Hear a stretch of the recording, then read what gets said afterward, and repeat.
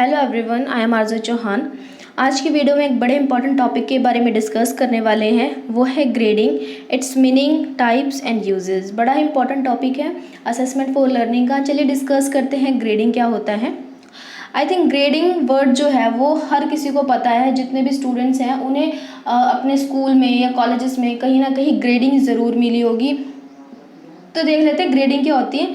जैसे कि for example जिस बच्चे के 70 से 75% मार्क्स आते हैं उस बच्चे को सी ग्रेड दे दिया जाता है। जिसके 75 से 80% आ जाते हैं उसको सी प्लस ग्रेड दे दिया जाता है।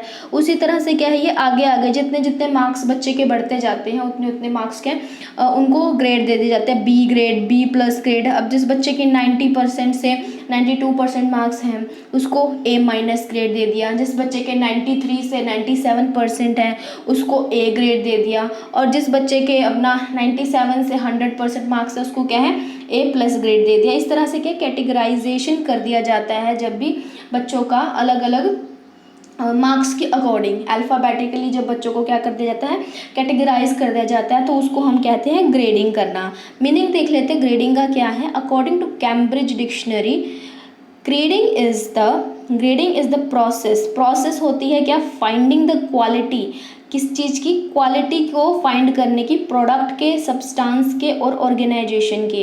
किसी भी ऑर्गेनाइजेशन या किसी भी प्रोडक्ट या कोई भी सब्सटेंस है या जिसे कहते हैं हम उत्पाद, तत्व अथवा संगठन अथवा कर्मचारियों के प्रदर्शन की गुणवत्ता को खोजने की या निर्णय लेने की प्रक्रिया है। सो क्या है कि जब भी हम किसी प्रोडक्ट की, सब्सटेंस की या फिर ऑर्गेनाइजेशन की क्या करते हैं, क्वालिटी को मेजर करते हैं और क्या करते हैं, और the performance of an employee, और एक एम्प्लॉय की परफॉर्मेंस को जब हम मेजर करते हैं, मेजर करने के बाद जब हम उनको क्या करते हैं, कैटेगराइज कर देते हैं, अलग अलग श्रेणियों में बांट देते हैं, उनको ग्रेड असाइन कर देते हैं alphabetically A B C D. जब इसमें बांट देते हैं तो हम इसको, इस मेथड को क्या कहते हैं, इसको हम ग्रेडिंग कहते हैं, ग्रेड देना कहते हैं, श्रेणी कर देना। अब जब ग्रेडिंग की बात आती है तो एक वर्ड और आता है जिसे हम कहते हैं जीपीए। ठीक है, जीपीए को कहते हैं ग्रेड पॉइंट एवरेज। अब जीपीए कैसे कैलकुलेट किया जाता है, जीपीए को कैलकुलेट करना इंपॉर्टेंट है ग्रेड को देने के लिए। उसके लिए क्या है कि GPA is calculated by taking the number of grade, जितने भी ग्रेड मिले हैं बच्चों को, grade points a student earn in a given period of time, कि एक पीरियड में बच्चे को, सपोज कि बच्चे को पूरे साल में जितने भी उसके एग्ज़ाम्स हुए हैं, जो भी हुआ उसकी इवैल्यूएशन के बेसिस पे उसे जितने भी ग्रेड मिले हैं उन सबको हम टोटल करने के बाद डिवाइड कर देते हैं, divide by the total number of credit taken, जितने भी क्या है उसने अंक प्राप्त किए हैं। अब देखिए इसमें क्या लिखा है कि जीपीए की गणना एक विद्यार्थी के विशिष्ट काल अवधि के दौरान प्राप्त ग्रेड पॉइंट अंक लेकर के विभाजित कर दी जाती है। और इसकी जो तुलना है, ठीक है, इसका जो काम है वो क्या करना, तुलना करने के लिए किया जाता है, कंपैरिजन करने के लिए, एक स्टूडेंट का दूसरे स्टूडेंट के साथ कंपैरिजन करने के लिए जब हम जीपीए को कैलकुलेट करते हैं कि एक बच्चा दूसरे बच्चे से कितना ज़्यादा लायक है या होशियार है। जैसे कि GPA can be used by potential employees of educational institution to assess and compare the applicant। उनकी क्या करना, पोटेंशियल्स, कि उनकी क्या संभावनाएं हैं कि वो आगे क्या कर सकते हैं, उसे मेजर करने के लिए और क्या करना, कंपेयर करने के लिए इसका यूज़ किया जाता है। अब बात कर लेते हैं कि ग्रेडिंग सिस्टम क्या होता है, कि ग्रेडिंग किस तरह से दी जाती है, इसका क्या सिस्टम होता है। तो grading system, in the system of grading, students are classified into a few ability, student को क्या किया जाता है, फ्यू एबिलिटी ग्रुप्स में कैटेगराइज किया, और categories according to their levels of achievements in an examination, कि एग्जामिनेशन में बच्चों के जितने भी मार्क्स आए हैं, उनकी जो भी परफॉर्मेंस रही है, उसके बेसिस पे बच्चों को क्या एबिलिटी ग्रुप्स में डिवाइड कर दिया जाता है उनके लेवल्स के according. The achievement is defined in the form of numerical और अ लेटर ग्रेड, या तो हम न्यूमेरिकली कोई भी दे देते हैं बच्चों को, ठीक है, या फिर हम लेटर्स में देते हैं, ABCD में देते हैं, या फिर गिनती में 1 2 3 4 की ग्रेड दे देते हैं बच्चों को। Each of which denotes in a certain level, ये क्या एक सर्टन लेवल ऑफ परफॉर्मेंस को डिनोट करता है। Then generally note not in absolute term but in relation to the performance of the whole group. ये किसी एक बच्चे के खुद के नहीं होते, बल्कि ये क्या है, एज ए होल पूरी क्लास के अगर हम कंपैरिजन मिले तो उस तरह से ग्रेडिंग होती है कि पूरी क्लास में ओवरऑल इस बच्चे की क्या ग्रेड है, इसका बच्चे का ए ग्रेड है, ए प्लस ग्रेड है, या ए माइनस ग्रेड है, या बी ग्रेड है। तो इस तरह से क्या है, ओवरऑल जब होल ग्रुप की बात करते हैं तो उस हिसाब से हम ग्रेडिंग सिस्टम को अप्लाई करते हैं। अब बात करते हैं अप्रोचेस क्या है ग्रेडिंग सिस्टम की। तो ये दो तरह से दिया जा सकता है। एक होता है एब्सोल्यूट मार्क्स के बेसिस पे, इसमें बच्चे का क्या है, कंपैरिजन खुद के साथ किया जाता है। बच्चे के जितने भी मार्क्स आते हैं उसको क्या है, उस हिसाब से ग्रेडिंग दे दी जाती है। अब इसमें क्या, on the basis of relative marks और rank order of the marks. इसमें क्या होता है कि बच्चे का दूसरे बच्चों के साथ कंपैरिजन किया जाता है कि उसका ओवरऑल क्लास में कितना रैंक बना। तो देख लेते हैं कि क्या होता है इन दोनों का मीनिंग। एब्सोल्यूट ग्रेडिंग की बात करें तो this approach involves direct conversion of marks into grade. जब हम मार्क्स को ग्रेड में डायरेक्ट कन्वर्ट कर देते हैं तो उसे हम कहते हैं absolute grading. whenever be the distribution of marks in a subject the marks between two fixed point, इसमें क्या होता है 0 से लेकर के 100, इसके बीच में क्या है, बच्चों को ग्रेड असाइन कर दी जाती है। Scale would correspond to a given grade. अब देख लेते हैं किस तरह से। देखिए, जैसे कि हमें पता है कि जिस बच्चे के 33% से कम मार्क्स आते हैं उसको हम फेल डिक्लेयर कर देते हैं कि वो बच्चा फेल हो जाता है। जिस बच्चे के 33 से 44% मार्क्स आते हैं उसे 3rd डिवीज़न दिया जाता है। इसी तरह हमने कहा था ना, या तो हम न्यूमेरिकल वे में कर देते हैं, ठीक है, या तो हम न्यूमेरिकल ग्रेड देंगे। तो न्यूमेरिकल ग्रेड हम ऐसे देते हैं कि बच्चा 1st division, 2nd division, 3rd division, और ये तो होगी न्यूमेरिकल। और जब हम अल्फ़ाबेट्स में देते हैं तो वो इस तरह से होती है कि A grade, B grade, C grade. तो देख लेते हैं, और जिस बच्चे के 45 से 59% मार्क्स आते हैं उसे 2nd डिवीज़न मिल जाती है, और जिसके 60 से 74 है उसे 1st डिवीज़न, और 75 से 100% वाले बच्चे को डिस्टिंक्शन जो है वो मान लिया जाता है। उसी तरह से देखिए यहाँ पे पूरा चार्ट बनाया हुआ कि ग्रेडिंग किस तरह से दी जाती है। अब जिस बच्चे के बिल्कुल ही मार्क्स नहीं आए हैं, ठीक है, इसके 0% से 59% मार्क्स हैं, तो वो क्या है, उसको हम या तो फेल कर देंगे, ठीक है, फेल डिक्लेयर कर देंगे। उसके बाद इसी तरह से क्या है, ऊपर D minus D plus C plus B minus B, इस तरह से क्या है, हम बच्चे को ग्रेड असाइन कर देंगे। और ये जीपीए कैलकुलेट कर लेते हैं हम बच्चे का, कि जिस बच्चे के 97 से 100% मार्क्स है उस बच्चे के 4.33 जीपीए है। इस तरह से क्या जीपीए भी कैलकुलेट होता है। अब बात करते हैं कंपैरेटिव की, ठीक है। तो कंपैरेटिव क्या होता है कि जब हम बच्चे का दूसरे बच्चों के साथ कंपैरिजन करते हैं, this approach involves conversion of marks into grades on the basis of, इसमें भी कन्वर्ट करते हैं बट क्या है, on the basis of order, rank order और परसेंटाइल। रैंक की बच्चे का रैंक में, अगर मान लो क्लास में 40 बच्चे हैं तो जो बच्चे हैं उनका क्या क्या रैंक है, कि सबसे लास्ट में कौन है और सबसे फर्स्ट कौन है। तो इस तरह बच्चे का क्या किया जाता है, रैंक ऑर्डर डिसाइड किया जाता है, परसेंटाइल डिसाइड की जाती है। In this case the distribution of marks is taken into consideration while determining the range of marks corresponding to different grades, की अलग अलग ग्रेड्स के अकॉर्डिंग उसके कितने मार्क्स हैं। अब बात करते हैं टाइप्स ऑफ ग्रेडिंग की, कि ग्रेडिंग कितने प्रकार की होती है। पहला है लेटर ग्रेडिंग। लेटर ग्रेडिंग में वही है कि अक्षर, या तो बच्चे को क्या है, आप ABC जो है वो असाइन करेंगे ग्रेड। इसमें ये बहुत सिंपल होता है। जैसे अभी हमने आगे देखा था, जैसे हमने आगे इस टेबल में देखा था कि बच्चे को क्या करना, ABC जो भी मार्क्स हैं वो जब हम बच्चे को असाइन कर देते हैं तो उसको हम कहते हैं लेटर ग्रेडिंग। ये इस तरह से आप देखिए यहाँ पे लिखा हुआ है लेटर ग्रेड, तो इसको हम लेटर ग्रेड बोलते हैं, ठीक है। आगे देखते हैं, तो लेटर ग्रेड हो गया। इसमें क्या है, अक्षर, बच्चों को क्या है, अक्षरों के तौर पे कि बच्चा A प्लस बी प्लस या B माइनस, किस तरह से बच्चा क्या करता है, रिस्पॉन्स करता है।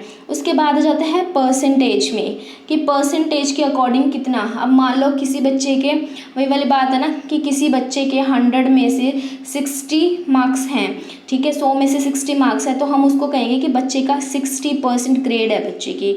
तो उसी तरह से क्या है, जब हम प्रतिशत के रूप में बच्चों को ग्रेड अलॉट करते हैं तो उसे कहते हैं परसेंटेज ग्रेडिंग। उसके बाद है नॉर्म्स रेफरेंस ग्रेडिंग। इसमें क्या होता है कि इसमें बच्चे को दूसरे बच्चों के साथ कंपेयर किया जाता है कि उसका रिलेटिवली दूसरे बच्चे के कंपैरिजन में क्या रैंक है, जब हम नॉर्म्स डिसाइड करते हैं, ठीक है, क्लास में। उसके बाद आ जाता है मास्टरी ग्रेडिंग। मास्टरी ग्रेडिंग में क्या होता है कि हम हर एक सब्जेक्ट के लिए एक ग्रेड या फिर एक परसेंटेज डिसाइड करते हैं कि अगर बच्चा वहाँ तक अचीव कर लेता है तो वो बच्चा उस फील्ड में मास्टर हो जाता है। अब सपोज़ करते हैं कि अगर साइंस की स्ट्रीम की बात करें कि अगर बच्चे के 90% मार्क्स आ जाते हैं साइंस में, तो क्या बच्चा उस फील्ड में क्या मास्टरी जो है वो हासिल कर लेता है। तो उसको हम, जितने भी बच्चे 90% स्कोर करेंगे या उससे ज़्यादा करेंगे, उसको हम मास्टरी ग्रेडिंग दे देंगे, तो वो मास्टर ग्रेडिंग कहलाता है।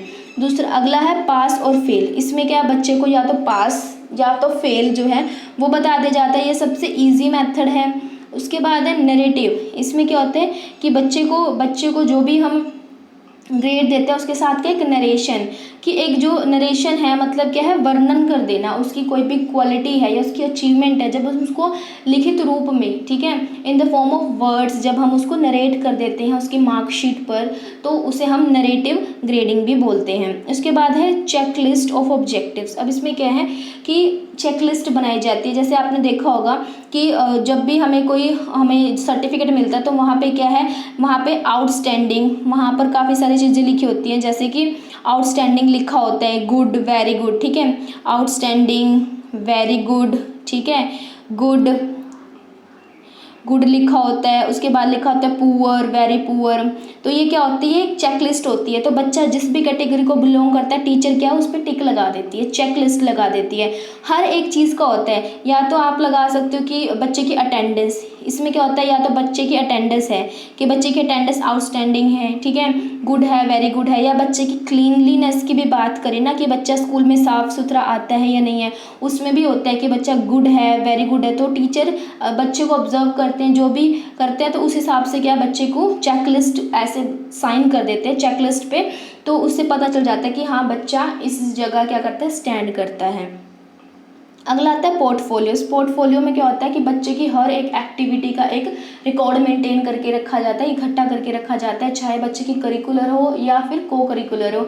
हर एक एक्टिविटी का रिकॉर्ड जब उसकी अलग से एक फाइल बनाई जाती है, उसमें रखा जाता है, तो उसको हम पोर्टफोलियो कहते हैं। उसके बाद जाता है लेटर्स टू पेरेंट्स और गार्जियन, कि जब भी पेरेंट्स को या फिर अगर कोई भी बच्चे में कोई कमी है, कोई कमज़ोरी है और वो ठीक नहीं हो पा रही है, तो क्या करते हैं टीचर्स, क्या करते हैं पेरेंट्स को लेटर जो है वो भी प्रोवाइड करते हैं, वो भेजते हैं, ताकि उन्हें पता चल सके कि उनका बच्चा कहाँ पर स्टैंड कर रहा है, कहाँ पर इम्प्रूवमेंट की ज़रूरत है।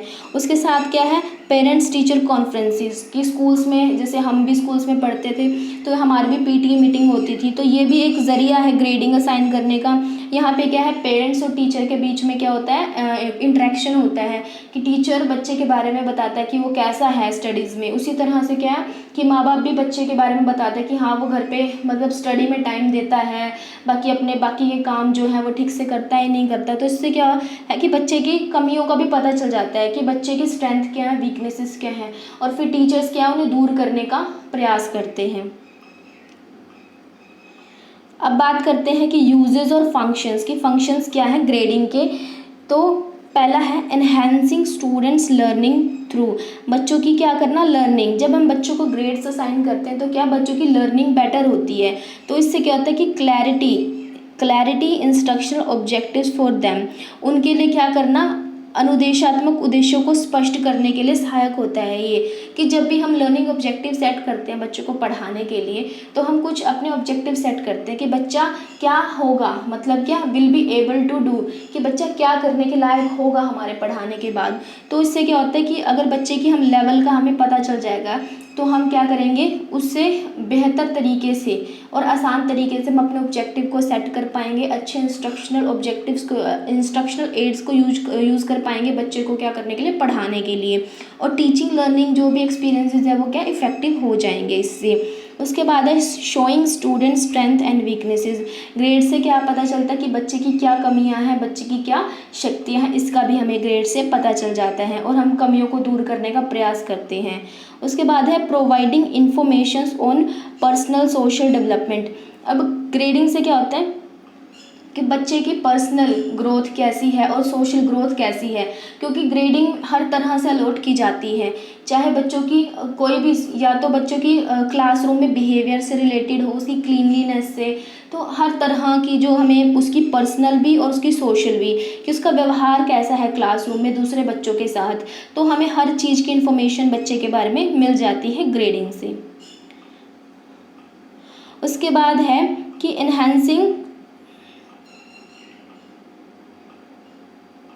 enhancing students motivations and indicating where teaching might be modify. यहाँ पर हमें ग्रेडिंग से ये भी पता चल जाता है कि हमें अपनी टीचिंग को कहाँ पर बदलना है, कहाँ पर मॉडिफाई करना है। अगर बच्चे को कोई दिक्कत आ रही है समझने में और उसके ग्रेड्स कम आ रहे हैं, तो हमें पता चल जाएगा कि हाँ इस पॉइंट पर बच्चे को समस्या आ रही है, तो हम उसे ठीक करने का, उसे रेमेडी देने की कोशिश करेंगे। इससे क्या स्टूडेंट मोटिवेट भी होते हैं, ठीक है, बच्चे मोटिवेट भी फील करते हैं और हम बच्चों की जो भी कमियां हैं उनको पता लगा करके अपने टीचिंग मेथड को मॉडिफाई कर सकते हैं। These can be achieved through day to day test. ये क्या है, डे टू डे टेस्ट के द्वारा, feedback and integrated periodic test के द्वारा अचीव किया जा सकता है। अब एडमिनिस्ट्रेशन किस तरह से किया जाए, अगर हमें बच्चों को ग्रेडिंग देनी है तो किस तरह से हम उसको क्या है यूज़ कर सकते हैं, उसके गाइडेंस यूजेस क्या हैं। पहला है हेल्पिंग टू डिसाइड प्रमोशन, कि ग्रेडिंग का किस तरह से यूज़ करेंगे कि बच्चे को प्रमोशन देने के लिए नेक्स्ट क्लास में, ग्रेजुएशन एंड ऑनर्स एक्सेट्रा, कि बच्चे को क्या है नेक्स्ट क्लास में प्रमोट करने के लिए, या कोई बच्चे को सर्टिफिकेट, जो भी बच्चों को, अगर बच्चा बहुत ही ज़्यादा क्या है आउटस्टैंडिंग है, उसकी परफॉर्मेंस बहुत बेहतर है, तो उसके लिए क्या एनरिचमेंट प्रोग्राम तैयार करने के लिए भी ग्रेडिंग का यूज़ किया जा सकता है। एथलेटिक एबिलिटी जानने के लिए बच्चे की, कि बच्चा स्पोर्ट्स में कैसा है, कि मतलब हर चीज़ में परफेक्ट है। उसके बाद है reporting achievements to other schools और द एम्प्लॉयज़, और इससे ग्रेडिंग से क्या होता है कि हम जो दूसरे स्कूल्स हैं उनके साथ अपना कंपैरिजन भी कर सकते हैं, उनको रिपोर्ट भी दिखा सकते हैं, ठीक है। उसके बाद है providing inputs for realistic educational, vocational and personal counselling. इसके साथ साथ क्या है कि अगर हमें बच्चों को कोई वोकेशनल ट्रेनिंग देनी है, ठीक है, या फिर पर्सनल बच्चे को कोई काउंसलिंग देनी है, अगर बच्चा कोई डरा घबराया हुआ या सहमा हुआ रहता है, क्लास में किसी के साथ इंटरेक्शन नहीं करता है, ज़ीरो इन्वॉल्वमेंट है उसकी, तो अगर उसको किसी काउंसलिंग की ज़रूरत है तो क्या है ग्रेडिंग उसकी काउंसलिंग में भी हेल्प करती है। और कोई बच्चा बहुत होशियार है तो क्या है, अगर उसको किसी तरह की, अगर हमें ट्रेनिंग प्रोवाइड करनी है वोकेशनल, तो वो भी हम उसको करवा सकते हैं, ठीक है। तो ग्रेडिंग काफ़ी हेल्पफुल होती है। अब बात कर लेते हैं अब रिपोर्ट्स टू पेरेंट्स, कि पेरेंट्स को और गार्जियंस को क्या है रिपोर्ट देने के लिए भी ग्रेडिंग हेल्पफुल है।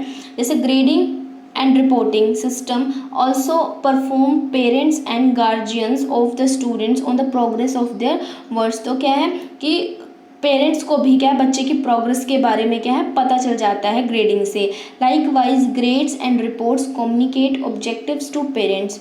क्या ये पेरेंट्स को क्या करते हैं, कम्युनिकेट करते हैं बच्चों की क्या है, बच्चों की जो भी परफॉर्मेंस है उसके बारे में, and so that they can promote learning and like wise communicate how well objectives were made so parents can be better plan. जिससे क्या होता है कि पेरेंट्स अपने बच्चों के बारे में और ज़्यादा बेटर प्लान कर सकते हैं, कि उनको स्टडी आवर्स ज़्यादा प्रोवाइड कर सकते हैं, या फिर उनको कोई भी अगर स्पेशल क्लास की ज़रूरत है तो वो भी जो है पेरेंट्स बच्चों को दे सकते हैं। तो ग्रेड काफ़ी हेल्पफुल होते हैं, चाहे वो बच्चा हो, स्टूडेंट हो, टीचर हो, पेरेंट्स हो या एडमिनिस्ट्रेशन हो, सभी के लिए ग्रेडिंग बहुत ज़्यादा हेल्पफुल है। अब देख लेते हैं डेवलपमेंट ऑफ ग्रेडिंग सिस्टम, कि ग्रेडिंग सिस्टम को किस तरह से डेवलप किया जाता है। पहला है based on clear statement of learning objective, कि लर्निंग के जो भी ऑब्जेक्टिव हैं, सबसे पहली बात तो ये कि वो क्लियरली स्टेटेड होनी चाहिए, कि आप बच्चे को से क्या चाहते हैं, कि बच्चा कैसा बने, बच्चा क्या सीखे। तो जो भी आप ऑब्जेक्टिव सेट करते हैं, चाहे वो नॉलेज लेवल पे हो, अंडरस्टैंडिंग पे हो, एप्लीकेशन या स्किल पे हो, तो सबसे पहले क्या है ऑब्जेक्टिव्स क्लियरली सेट होनी चाहिए। उसके बाद है consistent with the school standard, कि स्कूल स्टैंडर्ड के साथ साथ क्या है कंसिस्टेंट होने चाहिए, उनके अनुरूप होने चाहिए। ऐसा नहीं है कि स्कूल के स्टैंडर्ड अलग हैं और आपके ग्रेडिंग के स्टैंडर्ड अलग हैं, ये उनके इक्वल होने चाहिए। Based on adequate assessment, grading जो है वो बिल्कुल एडिक्वेट असेसमेंट करने के बाद ही देनी चाहिए। आपने बच्चों का पूरी तरह से क्या है मूल्यांकन किया है, आंकलन किया है, उसी के बाद क्या है आपको ग्रेडिंग देनी चाहिए। ऐसा नहीं है कि आपने क्या रैंडमली किसी भी टेस्ट के बेसिस पर या भी किसी भी एक इवेल्युएशन के बेस पर बच्चे को ग्रेड असाइन कर दी, इस तरह से नहीं होना चाहिए। लगातार क्या है बच्चे का मूल्यांकन करेंगे, उसके बाद आप बच्चे को ग्रेड्स असाइन करेंगे।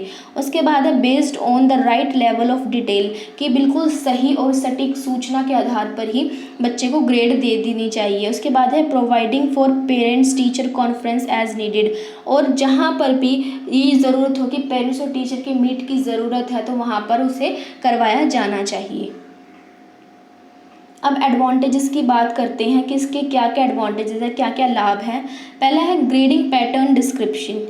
क्या होता है ग्रेडिंग पैटर्न डिस्क्रिप्शन, कि पहले क्या होता था कि जब ग्रेड स्टार्ट हुई थी ग्रेड देना, तो क्या है इसके बारे में ठीक से नॉलेज नहीं थी किसी को भी, ठीक है। तो अब क्या है, अब काफ़ी हद तक क्या है ग्रेडिंग सिस्टम अप्लाई हो चुके हैं और सभी पेरेंट्स जानते हैं कि अगर हमारे बच्चे को ए ग्रेड मिला है तो हमारा बच्चे की लेवल क्या है, ठीक है।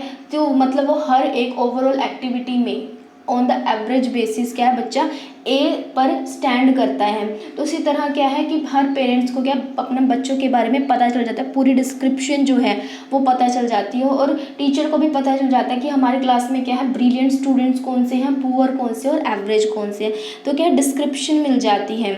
उसके बाद है कि मेजरमेंट ऑफ स्टूडेंट्स नॉलेज, बच्चों की नॉलेज का भी पता चल जाता है ग्रेडिंग से।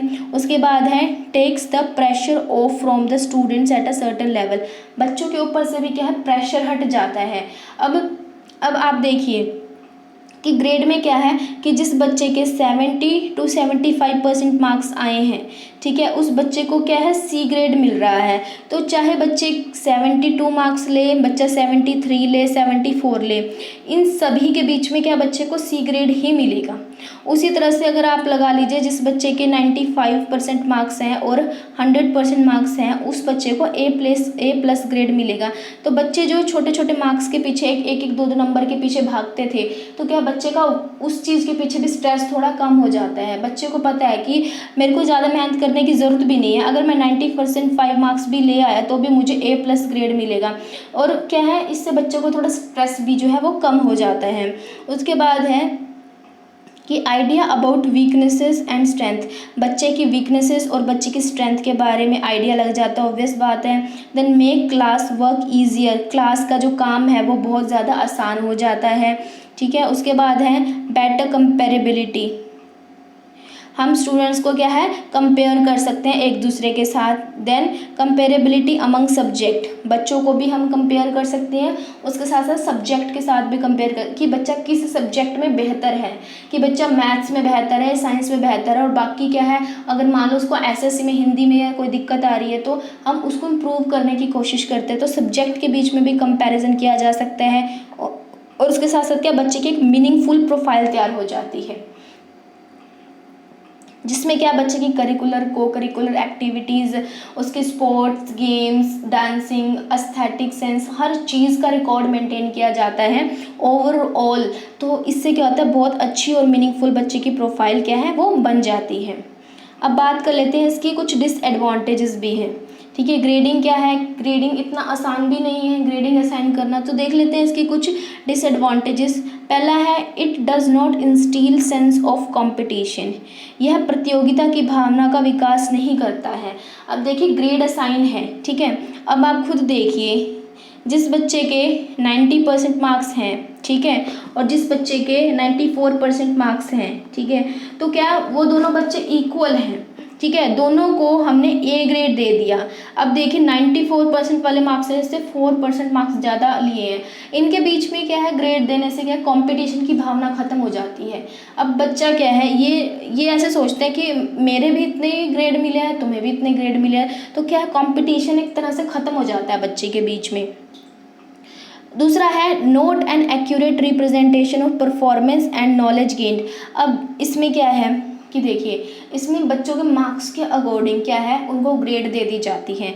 अब मान लो किसी बच्चे को लिखना बहुत अच्छा आता है, ठीक है, बेशक उसे नॉलेज नहीं है, उसे लिखना बहुत अच्छा आता है, या बच्चे ने रट्टा मार के बहुत अच्छा पेपर अटैम्प्ट कर लिया और उसको बहुत अच्छे मार्क्स मिल गए हैं, उसको A+ ग्रेड मिल गया है, ठीक है, या A ग्रेड मिल गया है, बट जिस बच्चे को लिखने में कोई दिक्कत है, उसे ठीक से लिखना नहीं आता है और क्या उसका कॉन्सेप्ट बहुत अच्छा क्लियर है, तो उस बच्चे को मान लो B ग्रेड मिला हुआ है, ठीक है, तो इससे क्या हो गया कि कहलाएगा तो ये बच्चा बेहतर है, इसके कॉन्सेप्ट बहुत अच्छे से क्लियर है, और इस बच्चे के कॉन्सेप्ट क्लियर नहीं है, इसने रट्टा मार के जो है अपना ग्रेड हासिल किए हैं। तो इससे क्या होता है, बच्चे की जो एक्यूरेट नॉलेज का और उसकी स्किल का जो है वो पता नहीं लग पाता है ग्रेड से। अगला है, it is not an exact scoring system, ये पूरी तरह से एग्जैक्ट सटीक अंकन की व्यवस्था नहीं है, इसे हम एक्यूरेट नहीं मानते हैं। दूसरा है लैक ऑफ इंसेंटिव्स, इसमें बच्चे को क्या इंसेंटिव्स भी नहीं दिए जाते हैं। अब बात कर लेते हैं कि इफ़ेक्टिव गाइडलाइंस क्या है, कि किन किन गाइडलाइंस को यूज़ करके हम ग्रेडिंग सिस्टम को और बेहतर बना सकते हैं। पहला है describing grading procedures to students at the beginning of instruction, कि क्या है, जैसे बच्चा क्लास में क्या है, नई क्लास में क्या करता है, एडमिशन लेता है या प्रमोट होता है, तो क्या है, तभी से स्टार्टिंग से ही अगर आप बच्चे को ग्रेडिंग सिस्टम के बारे में सब कुछ बता दें तो बच्चा इससे फैमिलियर हो जाता है। तो क्या बच्चे को पहले ही क्या है, पूरी ग्रेडिंग व्यवस्था के बारे में बिगिनिंग में ही, ठीक है, इंस्ट्रक्शन से पहले ही बच्चे को सारी ग्रेडिंग व्यवस्था के बारे में बता दिया जाए तो ये बेहतर तरीके से वर्क करता है। तो बच्चा क्या और अपने आप को और ज़्यादा क्या करता है, निखारने की कोशिश करता है। अगला है clarifies that course grade will be based on achievements only, और ये हमेशा सुनिश्चित करना कि जो भी बच्चे ने अचीव किया है, उपलब्धि करी है, उसी के आधार पर क्या है, उसे ग्रेड दे देनी चाहिए। अगला है explain how other factors like efforts work habit will be reported, ये नहीं कि सिर्फ बच्चे के मार्क्स देखे जाएं, ऐसा नहीं है। तो इसमें क्या है कि बच्चे के एफर्ट्स भी देखने चाहिए कि बच्चे ने कितना प्रयास किया है और वो काम को रेगुलरली टाइम पर करता है या नहीं करता, इस बात को भी हमें ध्यान में रखना चाहिए। अगला है ऑब्टेन वैलिड एविडेंस, जैसे टेस्ट फॉर असाइनिंग ग्रेड, कि क्या है कि टीचर को जितने भी टेस्ट हुए हैं उनका रिकॉर्ड मेंटेन करना चाहिए, अब जो भी टेस्ट हुआ उनको अपने पास ही रखना चाहिए ताकि क्या वो एक वैलिड रिकॉर्ड की तरह प्रेजेंट कर सके कि हमने बिल्कुल सही बच्चों को क्या है, जितने उनके मार्क्स आए हैं, जितनी उनकी परफॉर्मेंस है, उसी के बेसिस पे उन्हें हमने ग्रेड दिए हैं। तो क्या है, एक तरह से एविडेंस का काम करते हैं ये।